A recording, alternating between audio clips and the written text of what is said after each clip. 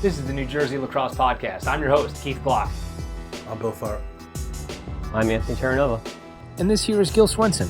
Welcome to the New Jersey Lacrosse Podcast.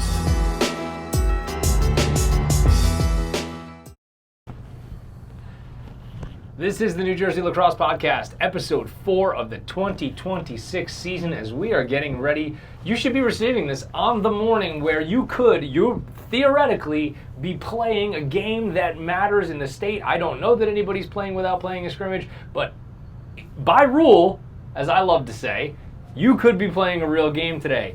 And joining me, no Gilberto, Swenson here today with us, but we're going to count down the top 10 in, at least as we see it, in New Jersey here in high school boys lacrosse with Bill Tharp and Anthony Terranova. Boys, how you doing? Very good. Very fantastic. Still good. Still good. See, this is one of those things. It's one of those things. We've recorded first 4 episodes here in full transparency because obviously if you're watching on YouTube, you'll be able to see we're all wearing the same clothing. We're all in the same space. We're doing this all on President's Day because we don't really see, barring any, knock on wood, injuries to anybody between President's Day and the beginning of the season. And we don't see the top 20 changing very much. And we just were looking for an excuse to all get together in person because, shockingly to all of you, we kind of like each other. So we should have bought 4 different shirts, though. That's on us. Or we should have changed seats. Damn. Nah, that would have required a lot of things from me technologically that I didn't want to do. So sorry about it. All right. So last week you heard us give you numbers 20 through 11. I'm going to recap those for you before we go into the also receiving votes, and then we're going to let you guys go into the top 10. So number 20, we had Ramapo. 19, Glen Ridge. 18, Rumson Fairhaven. 17, Bergen Catholic. 16, Manasquan. 15 was Scotch Plains. Westfield's 14, Kingsway 13, Ridgewood 12, and Bridgewater 11. So before we get in now to the top 10, I throw it out to you guys. Who are the teams, and I think there's 4 kind of that we've identified that didn't make the top 20, but they had an also receiving votes. And I'll throw Tharp to you first. Yeah, I think this one is probably the most surprising, but it also makes sense when we do a deep dive on their roster. Most surprising in terms of the fact that they're out of the top 20? Yeah, and I think just because so it's Pingree. So Pingree's on the outside looking in. I think historically, we've been doing this podcast now for 4 or 5 years. I think the lowest they've ever been at one point is preseason is like number 12. They've been as high as 3 or 4. So I think them being on the outside, at least to start season, is probably going to be surprising for people to hear. But they just graduated so much offensively. The big one is Dylan Blakecki, and then they lose Jonah Ziv, transferred to Taft and reclass, so they lose their big guns offensively. Jack Goodwin graduated. Defensively, they lose Tyler Catt and Charlie Ackerman. They lose a couple. They always did a face-off by committee, so they lost a couple face-off guys. Now, all that to be said, they do bring back a pretty strong senior class. I think Luke Burns is one of the best goalies in the state. Anthony Truncali, Jack Sherman, Connor Lamb. So they're going to be really, really strong. Defensively, offensively, they definitely have some holes to fill.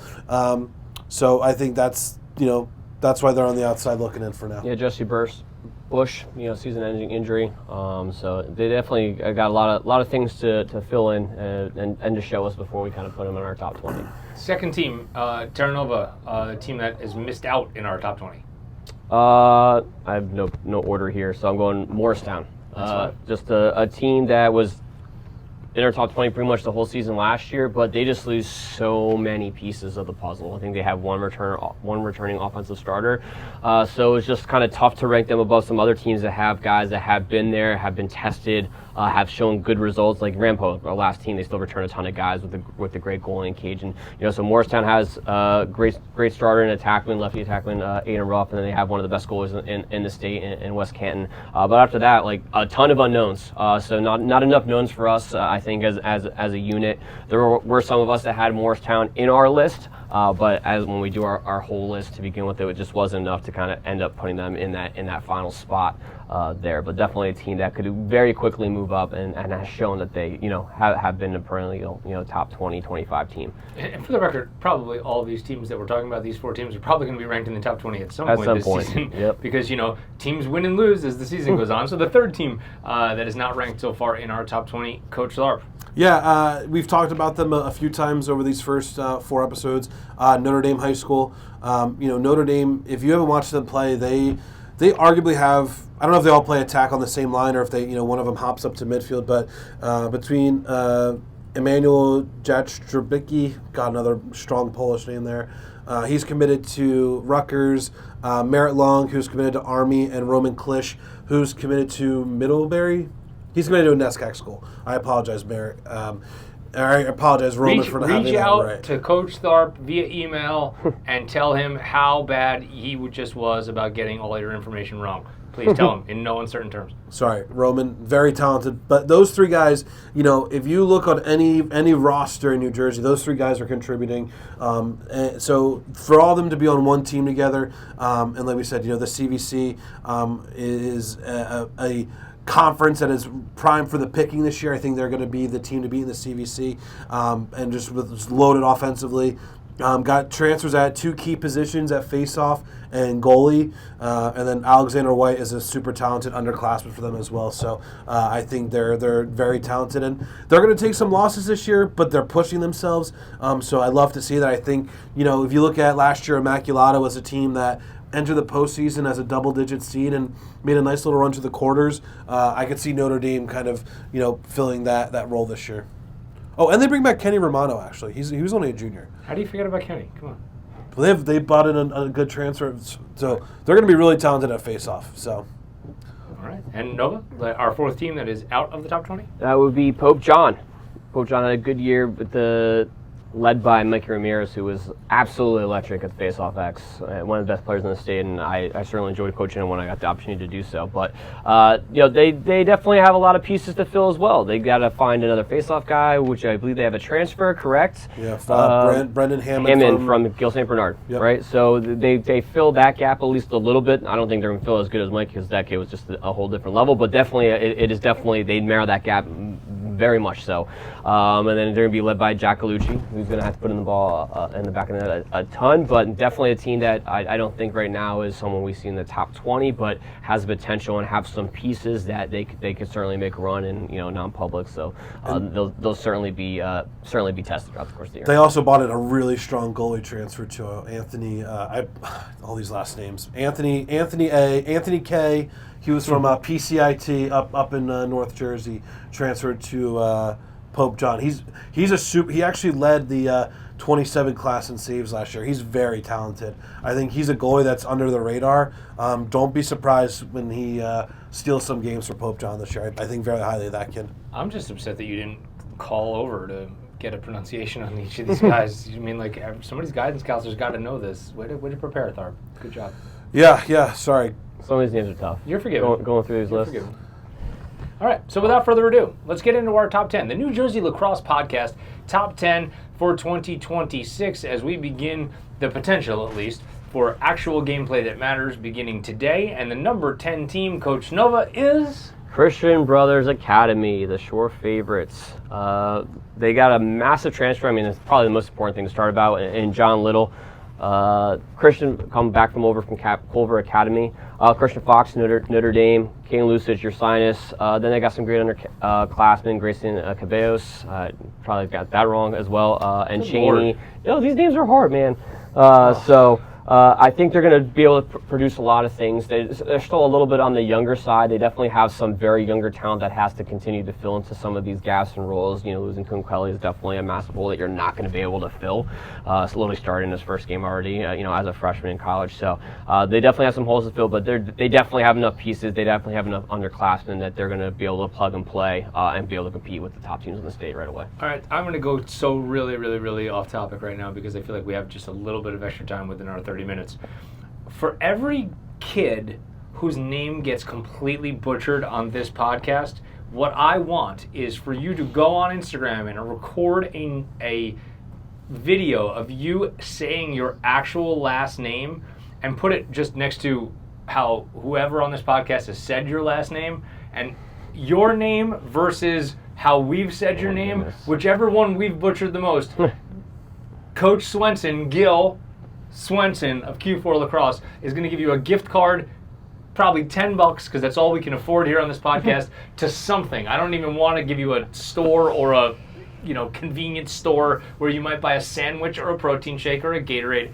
I don't really know, but we're going to find a way to get you something here for whoever we have wronged the most. Okay, and I don't know when we're going to do that, maybe a couple of times a year. So why don't you just start tagging Q4 Lacrosse on Instagram with whoever we've screwed over as bad as we possibly could. We're going to start getting kids saying, can you say my name wrong? So depends on how good the gift card is, I suppose, but that's fine. As we move on to number 9, Coach Tharp, the number 9 team, according to the New Jersey Lacrosse Podcast in 2026, is Gil St. Bernard's, led by head coach Byron Collins. Really, really impressive year last year. We spent last episode talking about the shot clock. No bigger proponent for the shot clock in New Jersey Lacrosse than Coach Collins. Gil took some player losses, though. I think none bigger. Definitely some losses offensively, but Noah Blinkoff is an absolute superstar. Starting for Lafayette as a freshman. I know Glock, you just had their game the other day. He was number 8. I was just going to ask you what number. That's all I needed to know. Number 8. Number. He was. Yep. Almost had a late hit. Didn't call it. Very, very close. He is fantastic. They lose Robert Harrington, Brandon Schaub, Max Voigt. But they bring back some pieces. Chief of those is Griffin O'Sullivan. And then Luke Greenside committed to Bucknell. Griffin O'Sullivan committed to Brown. But probably the gem of the class, gem of the team, Dante Lamb committed to Princeton. Arguably the best face-off man in the 2027 class, depending on your rankings or who you talk to. But super talented face-off guy. Especially within the Skyland, he's going to win them a bunch of games. I don't know if there's a face-off guy in the Skyland that could really compete with him. Obviously, non-public, it's a different story, but they're going to win a lot of games off of him. And then in goal, Brendan Whiteley, super talented goalie, committed to Fairfield. Played behind Colin Anderson the past 2 years, but you got to assume the cage is totally his this year. Gil, despite their losses, I think they're going to have just enough star power to at least start the preseason top 10. This is, again, I'm taking us in directions that I shouldn't do this, but I'm doing it anyway because I'm the host of this thing and I can do whatever I want. Fairfield head coach Andrew Baxter is one of the scariest. Couldn't be a nicer guy. Remarkably intelligent, possibly one of the nicest human beings on the planet. If I saw him alone in a dark place, I'd be like, I'm gonna die, because he's just a guy that he's humongous. He's humongous. It's the beard too. He has the beard, the whole thing, and I'm like, okay, this is an intimidating human being. There's no doubt. And then he speaks, and you're like, oh, all right, I feel totally at ease and everything is that. But just looking, you'd be like, I'm a little afraid. Anyway, that's we've all in the past have worked different events, helping out Gil at different things, and one of the things was at the Iron 44. They always have assistant coaches there, and they had the Fairfield had an assistant. I think he's at St. Joe's again. Gwinta. Yep. Genta or that. Yeah. Either one. I mean, he is one of if you the want to most, send in your thing too, maybe there's a $10 Wawa gift card because you're in Philly now, it's fine. He was. I don't know why, but that was one of the most brilliant coaches I've ever. This dude was sweaty at the end of the day. He was busting his ass, coaching the kids, super super hard. I was learning stuff from him. I don't know. I know you're not even at Fairfield anymore, Coach, but I thought that guy was did a really good job. It's fantastic. So. I love positive shout outs. Good job out of you, Bill. Okay. I'm great with shout outs. That's fantastic. Yeah, you are the shout out king. As we move on to the number 8 team in our New Jersey Lacrosse Podcast top 20 for 2026, and it's possibly the most decorated head coach in the history of New Jersey Lacrosse, and that is Mr. Terranova. Probably the team that took also the biggest jump from the end of our season to this season as well is Mountain Lakes. Mountain Lakes, led by Ty Plotz, Lawson Fagan, going to Dartmouth, Holden Gillespie, Bucknell. They just have a ton of returners, a ton of talented offensive returners with what they're trying to do, and then with the group that they play, and we expect them to make an absolute run. We expect them to win the whole thing this year, compared to as we did last year as well. But I think they just have more of the playmakers with a year more of experience that they're going to be able to figure it all out with the more defensive pieces, with also a year older in a lot of those spots, that they're going to make a serious run. And again, with the schedule they play, the group that they're in, when we're going through all our rankings, who's going to be there at the end, who's going to be ranked pretty high because of that. Mountain Lakes is certainly, that team. And that Fagan kid is freaking awesome. He had 100 points as a sophomore. Yeah, pretty impressive. He's going to Dartmouth, I think. Yes, right? That kid is super talented. He had a ton of home visits from many coaches. I know. The one thing I will say, they lose their goalie, but I feel like Mountain Lakes always turns out a good goalie. Yeah, I'm sure they have one in the pipeline. Yeah. You could say the same thing about Mountain Lakes as we say, that I said about Bridgewater, last episode about, like, I don't really care where you are. You don't want to see them on May 1. Like, you just don't. Yeah. Like, it's too well coached. The pipeline is too rich to think that it's going to be anything other than really, really, really hard to beat them. So that's what that is. As we move on to number 7, Coach Tharp and I had said I wanted to get into their schedule a little bit, as a little bit of a juxtaposition with Kingsway's. The number 7 team in the New Jersey Lacrosse Podcast for 2026 is the Shawnee Renegades. Shawnee coming off quite frankly, a miracle run to the Group 3 South Sectional Championship last year. And I don't mean that in a negative way. I just mean their goalie has this freak injury, misses the semifinals and the finals, right? Yep. And their backup, who was a JV player his whole career, steps up, not only beats Morristown for the sectional final, but then goes into the state final in an incredibly competitive game with Summit. And a game I think we all thought was going to be a blowout for Summit. I think Shawnee is extremely well coached. They're super talented. Three major studs. Thomas McEnany going to Duke, Brett Lundberg going to Duke, and then Tyler Rotkowski going to Rutgers. Combined with some really talented underclassmen, EJ Martino, Grayson Santucci. At Pole, they have sophomore Jackson Hayes, who's very talented.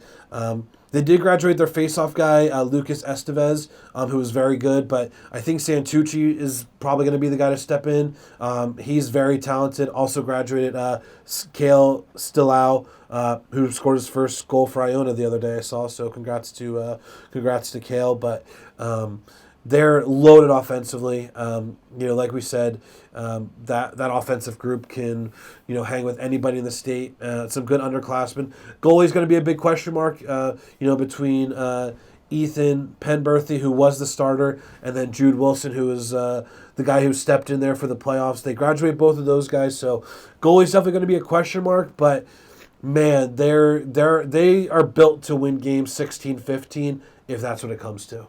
So one of the funny things, at least I think, about Shawnee, and just to let everybody in the outside world know the intricacies of what I'm talking about, the head coach of Shawnee, Don Green, and I go back a really, really long way. We were roommates in grad school.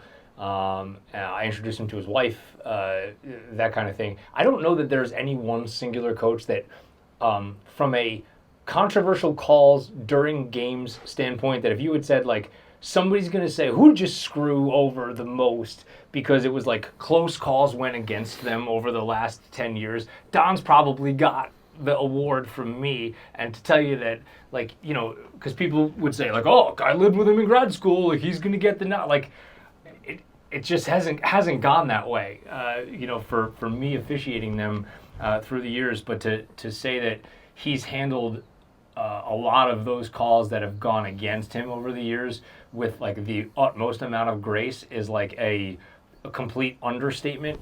And I tell that background when I tell this story because I do think it relates back to what you guys were talking about related to Kingsway's schedule.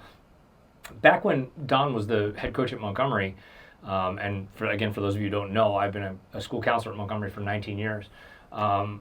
Don once said to me, he goes, do you want us to play the last game of the season against the best team we've played all year and have that be a bus ride of 90 minutes and have that be the first time we've done all that stuff? Or in a year where you know you have a great team, do you want to like get on a couple bus rides and like do the thing and like build the camaraderie around your team so that when you go and do that on May whatever or June whatever, that like that's just like another day? He said, because Coach Green grew up Central New York, played at Hen Hud, in New York. He played goalie at Nazareth, and a team at the time that was very relevant nationally, Division III, and he said, like, look, that was the difference, for teams that I played on back then. So as now I look at Shawnee's schedule, just looking at it here on Instagram, March 31st. First game of the season, away at Radnor. April 9th, away at Somers in New York. April 11th, at Ridgefield High School, Connecticut. April 25th, Garden City High School in New York. That's a TBD. I would be shocked if that game was at Shawnee. It's going to be somewhere else other than Shawnee, right? So for me, Coach Green is setting his team up for a team that has a whole mess of Division I commits, to be able to say, you know what, and maybe this is a reflection of what you just said, that they don't know what's going to happen in the goal. I have no idea what they're doing. I'm making this up right now as I'm saying this. But if they have this situation where they have to go on the road come late May or early June, I think he's going to feel real confident that his team has the experience to do it. Yeah, I mean, that's always the thing. You want to make sure that you're scheduling a team that is, if you think your team's good, you got to schedule good games. If you know that your team is not going to be able to compete, you're not going to win a state championship. We all know who those teams are. Like, okay, make it about finding success, having fun, finding a little bit of balance. Like, again, Kingsway knows they're going to have a great team. That's what their schedule should look like. They should be going out, trying to find some of the best teams, going out of state. Like, you knew well in advance that your team was going to be good. Find those high-end teams. Shawnee knows that their team's going to be good, and they're trying to find that. So when they're ready to play, Summit again at the end of the year, most likely, that they're ready to compete at the highest level. And when you have a team like that, that's what you try to do. And we've talked about it with many years. Like, why does Delbarton, why does Seton Hall, why does Don Bosco play literally the max amount of games they can play out of state? And to the best, why do they play Malvern? Why do they play St. Anthony's? Why do they play Chaminade? Why do they go down to the MIA schools and play those schools? Because those are the best teams, and they need to be able to compete against those teams without having to play Don Bosco and each other, multiple times throughout the year. And that's where you're going to get that competition. And, at the same time, too, we've said some of these other schools in the non-public maybe aren't getting as many kids because they don't play that schedule. Yeah. They're like, well, who's Pingree going out of state to play? Right. How many teams is CBA going out of the state to play? It's actually, super good and super relevant. Even if they get their ass kicked, go get your ass kicked. You're going to learn a lot more from getting your ass kicked once or twice a year than just going 22-1, and that last game is your one loss because you didn't play, you didn't prepare early enough for that last game when it matters most. Don't let that last game be the best team that you play. And I think too, to your point, like, Shawnee, like, they don't play a county tournament. Kings, they don't play you literally have one goal. And I would put Shawnee probably in the same boat as Kingsway. Like Morristown is going to figure it out by the end of the season, but this year. Right, last year we said it was a coin flip. This year, you would say you would feel comfortable saying Shawnee is a 5-goal favorite in a sectional final this year of Group 3 South. Go test your who cares? Nobody's gonna care that you had 6 losses when you get a state championship ring. Nobody cares. Yeah. Or if you're really that great, go beat them. Yep. So I agree. I agree. All right, I've taken us off track, so I apologize for that. The number 6 team, Coach Terranova, in the New Jersey Lacrosse Podcast Top 20 preseason poll is? Chatham. Besides Delbarton, I would say arguably the best offensive unit in New Jersey high school lacrosse this year, led by Shep Boyd, Kyle Gidney, Nick Lagunowicz, Charlie Dunn, guys like Quentin Grosso to fill that. They're so loaded offensively. If they can win faceoffs and they can get the ball on offense, they can score against literally anyone. Now the question is, can they get the ball in the faceoffs, and can they get a few stops they need to get, in those big time games? That is going to be the question. It has been the question for the last couple of years. But there is no doubt, if you give that ball to the offensive side of the ball, it is going to go in the back of the net more times than not. They're just way too talented. I'm very excited to see that offense in action this year. There's just like those little waves that Chatham kind of went through last year, but I think they returned so many guys, so much talent on the offensive side of the ball that they're going to be very tough to keep off the scoreboard. And I think they're going to make a serious run, not just at this, but going possibly into the Curse Cup. I mean, you just named 4 guys that realistically could be like Player of the Year. Yeah, maybe not Charlie Lowe because he's a junior, but like you named like those 4 guys realistically like could have a shout at being the state Player of the Year. Guess we're only giving state Players of the Year to seniors. Okay. Well, that's not us. That's hey, I had that conversation last year, but that's apparently what we do. But I think that the other is goalie. Goalie too is going to be. Well, like I said, can they make that big stop? Yeah. But I mean, they have Lachlan Mahoney, right? Mm-hmm. He's going to Rutgers. They have Kuppermeyer, who's going to. There's a ton of guys. Middlebury, for a second time. No. But I'm just saying, like they have dudes defensively. It's going to be goalie. I think, and even I know their faceoff guy committed to I think Mercer. So like. On paper, he's he should be he was about 60% last year, I think. They're the number 16. They're gonna we have them winning a lot of games. Are they in the face-off position and the goalie going to be able to get that next step? Right. And that is they're going to win a lot of games. Yeah. But can they? Can they get that next step? Group 3. Can they win? Group 3 North is going to be sick this year. Like with these what two. What a segue right into the top 5, Coach Thought. Right. The number 5 team in our New Jersey Lacrosse Podcast top 20 is? The top public school team in New Jersey, Summit Hilltoppers. The class of Group 3. Have you heard any classifications or this is no, it's not a redo year, so we're same way. Okay, so Group 3, Chatham, Summit, Scotch Plains.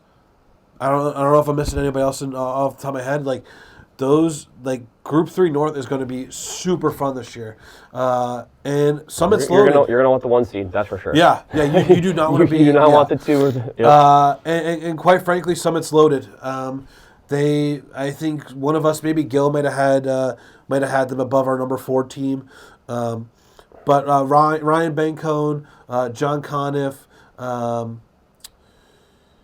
Jake Reimold, and then that doesn't even account for, I'm going to butcher this, Cooper Smorgowicz. Yes. I'm actually Polish, too, which is crazy. That's a loaded defensive group. They bring back, on paper, the top goalie in the state, and Robbie Kiewit, who I believe is going to Fairfield as well. So they are just, that's just defensively. Offensively, they bring back their top point scorer in James Granger, Jack Freeman, Luke Fowler, Chris Davies. So they are they're loaded, and they play a system. They stick to their system. They're going to play their zone. Everyone knows they're going to play their zone. Good luck finding a way through those trees down there. Defensively, they're huge. Super long. Kieran Zuloff is one of the top D middies in the state. It's a really special group. Andrew Smallwood committed to Lynchburg, one of the top face-off guys, and they have one of the best face-off coaches in the country, and Coach Alex Schoen, as long as with Jim Davidson and what he does there. Obviously, nobody does it quite like Summit, and it's hard to argue anyone other than them being the top public schools team, I think, to start the season. As we move into number 4, the number 4 team in the New Jersey Lacrosse Podcast preseason top 20 is Coach Terranova. Don Bosco, led by DeVere, who's probably the Player of the Year nomination for sure, going to Georgetown, Marino, Richmond, Arizona, Velrule, Sacred Heart, Lugo, their face-off guy, going to Albany, Brody Corey, Rutgers, Dash Lane, Richmond. Like, there's so many more guys that are committed that I didn't mention, but it's just your classic Don Bosco, Seton Hall, Delbarton.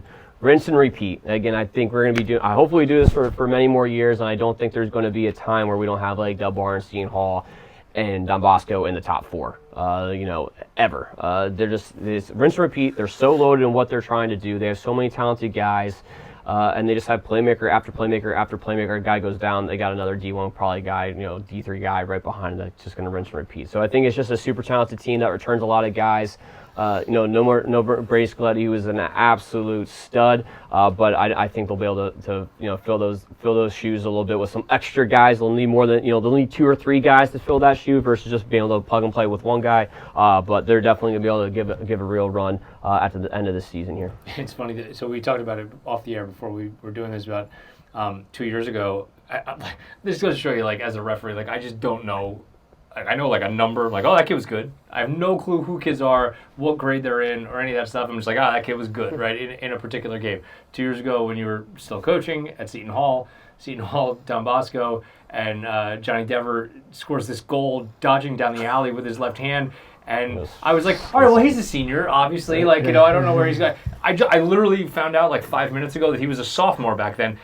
That ball, if anybody has this on tape or you go back and look at it, he's scoring that goal on every goalie that's alive on the planet. There's on every level, from youth to PLL. That ball's going in the goal because it was 400 miles an hour while dodging down the alley in a championship game.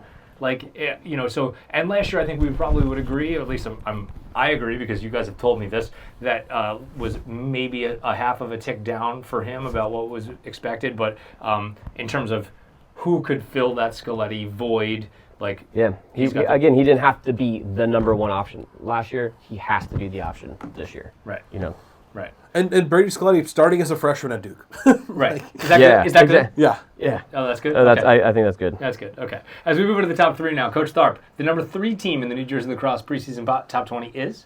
This feels a little dirty, but it's Seton Hall. Why does it feel dirty? I think Nova made this point a few years ago, and I kind of stand by it, but I think we can explain ourselves on this one. You better be able to. I think he's going to say that if you win the Curse Cup and you have some dudes coming back, you probably should be alive. The king stays king. The king usually stays king. So this is a tough pill to swallow, especially considering that they went through. I don't think this is breaking news. They beat St. Augustine and they beat Delbarton last year. So this feels like... they did not beat Delbarton last year. They lost Delbarton in the regular season. They beat Bosco in the final. Son of a gun. But anyway, I acknowledge it feels a little dirty. But I think I can make a good argument for it. And I think the argument behind that is what they lost, especially offensively. I think at the end of the season, Nolan Sable was arguably the best player in New Jersey lacrosse. The way he was playing. Clark Rich, was a first-team All-State midfielder by the end of his career. Joe Damaro, those guys are super hard to replace. Now, that being said, their junior class, their senior class is super talented. And I think they have the guys to do it. But you see those losses, and then you see what they lose defensively. So Connor Keenan, who, if he chose to pursue playing lacrosse in college, would have been a Division I goalie. He was committed to play Division I lacrosse. And then decided to so you lose him. You lose David Manzo, who's now at High Point. You lose Michael Clifford, who's now at Colgate. You lose Graham Coakley, who's also at Colgate. You lose Michael Meany, who was a senior, started for them last year. Those are just some big losses. Now, that being said, defensively, they bring back Jagger Zemeshian, 5-star consensus top 10 recruit, committed to Duke. They bring back Sean Hayes, super high level. At the faceoff dot, Lucas Angel, extremely talented. In goal, they assume they're going to be starting Brennan Lyons, who Lyons is one of the top freshmen in the state before transferring to Seton Hall and sitting behind some really talented goalies. Offensively, their top returner is Owen Dunleavy.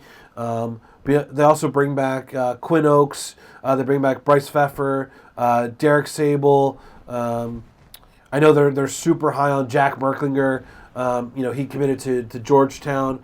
So they're going to have some guys. I think there's going to be a feeling out period. I think they're going to take a weird loss or two at the early season. Now, when it comes to Delbarton Seton Hall in the middle of the year, that's going to be a war. It's always going to be a war. But I think it's going to take some time for them to really find their footing.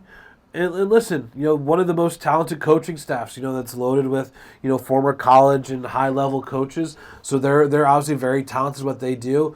They're going to figure it out.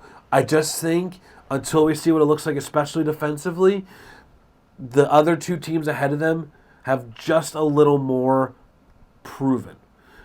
And now this is going to be, on some Instagram reel or something when Seton Hall beats somebody really good and be like, you guys are idiots. But I think right now there's a tad more proven with those top two teams. That's why I love that you don't make predictions with fear, Coach Tharp. It's a good job. I don't fear it. I like I said, I think there's very real data here. I mean, as we say every single year, we want to be wrong. Right. We want our top 20 to be wrong. We want teams that aren't our top 20 to skyrocket into our top 20 because that makes lacrosse better. The parity is better. We don't want our 1 through 5 to look the same at the end of the year. We don't really want any. We want all new teams, right? At the end of the day, if we're being realistic. But that's, realistically is like you said. I think I fully agree that it's going to come down to just like what has been proven, who returns versus having to rinse and repeat. But again, it's still Seton Hall. Like the kids that they're rinse and repeating with are Division I level players. Right.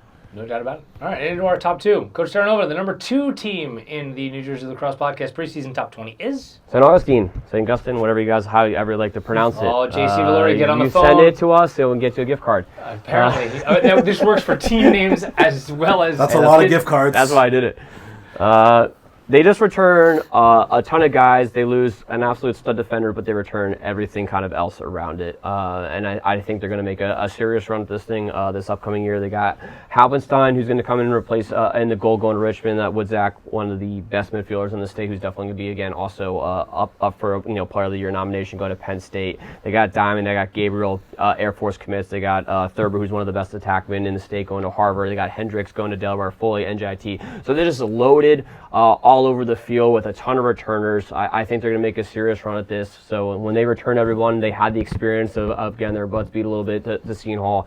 All those guys are going to be back again. And Seton Hall, again, right below them is going to have to kind of go through a little odds and ends. But again, Seton Hall's schedule is very freaking good. They're going to be tested. St. Augustine's schedule is good, but Delbarton and Seton Hall are different level in terms of scheduling their schedules. And that's going to show up, at the end of the year for sure. All right, that leaves us with one team. Coach Tharp, the number 1 team, which is sure to win the state tournament because nothing's ever going to change in our top 20 preseason poll for the New Jersey Lacrosse Podcast is... I've tricked you all. It's Rutgers Prep. That's it. That was good. That was actually good. Good job. It's the Delbarton Green Wave. It's Delbarton. Man, pound for pound. We talk about what are the foundational blocks of success. Starting at the face-off dot. Too many. Probably no group more talented. Christian Trzynski committed to Cornell. Kane Quinault committed to Notre Dame. Jesse Denigri committed to Johns Hopkins. And then probably one of the best 2028s in the class as well. So they're 4 deep at the face-off. Is that good? Yeah, that's good. Okay, honestly, might be the best ever. I'm just asking. Can you name a better face-off unit in New Jersey, at least last 10, 15 years? You guys are all 11 years old, so I don't know that we have the history. I said 10, 15 years. That's good. That's not history, but it's recent past. They do take a hit to graduation. Tanner Shimko, obviously Will Pedicano. I think he ended up being the Player of the Year. Bo Popham, who was the Defenseman of the Year. So they graduate those guys. But they bring back a lot. Headlined by Brandon Fodor, who's, I think, according to Inside Lacrosse, the number 4 player in the entire class of 2027. Watching that kid play, he's phenomenal. He's every bit of 5-star, deserves every praise. Chase Hauser returns offensively. Bring back Jack Sheridan on the offense. They bring back Derek Orr defensively. He flipped his commitment. He's going to Cornell now. They really have a lot of talent as well.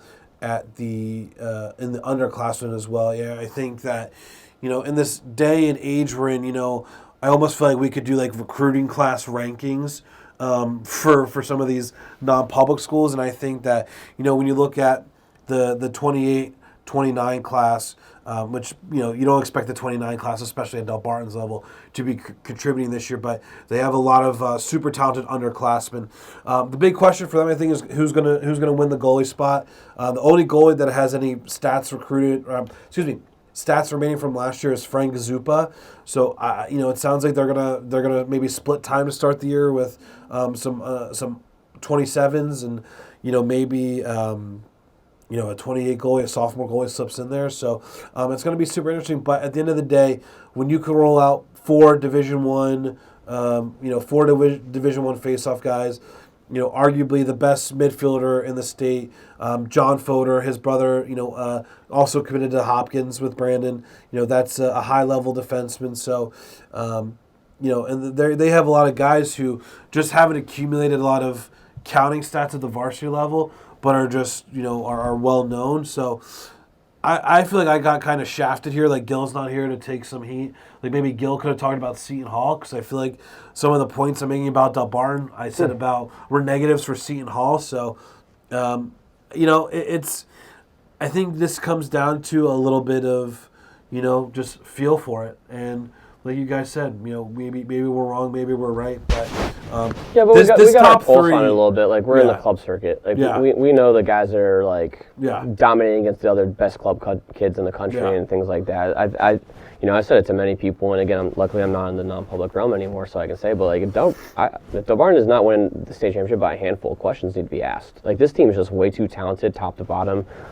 Even compared to St. Augustine and Seton Hall, who's right below them in the rankings, that they should have any issues handling that team again, especially with the schedule they play. Like they're going to be more than well tested. More than anybody. I don't think I've seen a schedule like Delbarton. So again, I do think that if Delbarton doesn't come out with this and they have another upset loss like they did to Bon Bosco, who on paper really last year was somewhat surprising. Unless like if Scaletti can go off, like of course that's. But again, he didn't necessarily go off in that game. Yeah, that was Scott Conti. They just played very, very poorly. Top to bottom. But I think again they can't have another year like that. But Delbarton is going to be an absolute unit this year, and I think they are a multiple point favorite against any other team in New Jersey this year. Yeah, I do feel like that top three is a tier, and then I think Bosco. Like I would put Bosco kind of in that same bucket with like Shawnee. With Summit, Chatham. Like I think that that next three is a group, and then there's another tier from there. Does that make would you agree with that? Yeah, I'd probably still throw Bosco in that list because at any given day, that they can play it together. They can find wins, they can find success. They have the players they can put in the back of the net. Like in high school lacrosse, like if one player is feeling it, one player they can take over a game. And then I do think there's like another tier with some of the Chatham and Shawnee, and then I think there's probably a much bigger tier after that. Because I do think I think Bosco, like Denver, could take over a game. I think Wodzak, I think Brayson Thurber could take over a game. I wonder, does Seton Hall have the guy that could take over a game? Fodor, we know, could take over the game for Delbarton. But on paper, Seton Hall has Jagger. Can Jagger erase Fodor? You know what I mean? Like that's going to be the chess match. Score a couple goals, in transition, things exactly. Like that. Well, boys, I would say at least for us, that puts a cap on the preseason. Preseason over. Regular season upon us in 2026 for New Jersey Boys Lacrosse. As we sit here recording it on President's Day, I really hope to God that when this thing comes out on March 16th, that it is significantly warmer and there is significantly much less snow on the ground than we have right now in the state of New Jersey, because as somebody with the cold hands disease, I hate it. Okay? I'm going to tell you right now. So give me warm weather, give me regular season. They're warm. Look at you.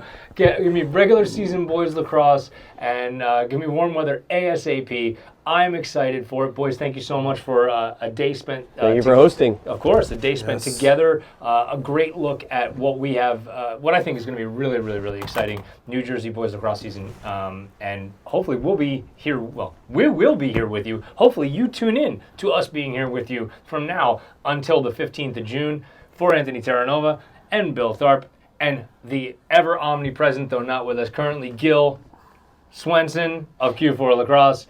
we say thank you for listening to our preseason episodes. Catch us wherever you can get your podcasts, Spotify, Apple Music. I have no idea where else Gil uploads this damn thing. If we have mispronounced your name, tag us on the Q4 account on Instagram, and Gil's going to give you some kind of gift card to somewhere, as I love spending his money. And It's so surprised when he starts getting DMs. right, as the season goes on, hopefully this will be a lot of fun. Thanks for being with us, and we'll see you down the road. Thanks, guys.